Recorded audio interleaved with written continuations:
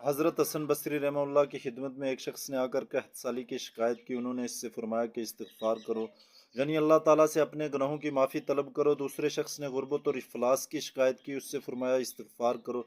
तीसरा एक आदमी आया, उसने औलाद नरीना के लिए दुआ की दरख्वास्त की, फरमाया इस्तिग़फ़ार करो। चौथे शख्स ने आकर अपने बाग के खुश्क हो जाने का जिक्र किया, आपने इससे भी फरमाया इस्तिग़फ़ार करो। इनसे पूछा गया कि आपके पास चार आदमी अलग अलग शिकायत लेकर आए, आपने सबको इस्तिग़फ़ार का हुक्म दिया। तो हज़रत हसन बसरी रहमतुल्लाह ने फरमाया, मैंने अपनी तरफ से किसी को भी कोई बात नहीं बतलाई। खुद अल्लाह ताला ने सूरह नूह में फरमाया, इस्तगफिरू रब्बकुम इन्नहु काना गफ्फारा युरसिलिस समा अलैकुम मिदरारा व युमदिदकुम बिअमवालिन व बनीन व यजअल लकुम जन्नात व यजअल लकुम अनहारा। यानी अपने रब से गुनाहों की माफ़ी तलब करो, बेशक वो बड़ा बख्शने वाला है। आसमान से तुम पर मूसलाधार बारिश बरसाएगा, तुम्हारे अमवाल और बेटों में इजाफा करेगा और तुम्हारे लिए बाग और नहरें बनाएगा। तो जो भी इस्तगफार करेगा इससे फ़ायदा उठाएगा।